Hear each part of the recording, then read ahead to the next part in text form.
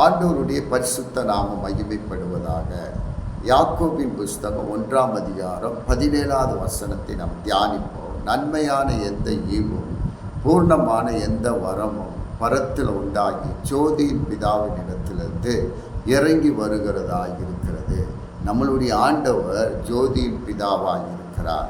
அவர் நம்மளுக்கு நன்மையானதை கொடுக்கிறவராக இருக்கிறார். எது நன்மையானது? முதலாவது பரிசுத்த ஆவியானவர் தான் நம்மளுக்கு நன்மையானவராக இருக்கிறார்.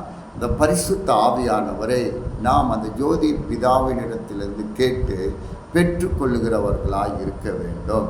இதுவரைக்கும் நீங்கள் பரிசுத்த ஆவியானவரை பெற்றுக்கொள்ளவில்லை என்றால், பரிசுத்த ஆவியானவர் நீங்கள் பெற்றுக்கொள்ளும் பொழுது அவர் சகல சத்தியத்தில் உங்களை நடத்துகிறவராக இருக்கிறார். உங்களுக்கு என்ன தேவையோ அதை அந்த பரிசுத்த ஆவியானவர் தருவார். ஞானத்தில் ஒருவர் குறைவாக இருந்தால் என்னிடத்தில் கேட்க, அந்த பரிசுத்த ஆவியானவர் உங்களுக்கு ஞானத்தை கொடுப்பார். விசுவாசம் குறைவாக இருந்தால் நீங்கள் அந்த பரிசுத்த ஆவியானவர் உங்களுக்கு வரும் பொழுது உங்கள் விசுவாசத்தை பலப்படுத்துவார்.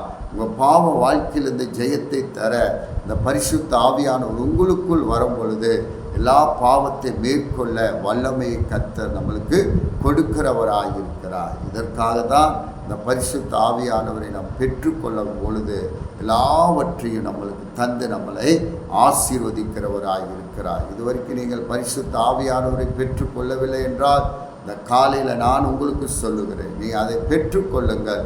உங்களை கொண்டு தான் கர்த்தர் இந்த பட்டணத்திற்கும் தேசத்திற்கும் ஆசீர்வாதமாய் மாற்ற தேவன் வல்லவராக இருக்கிறார்.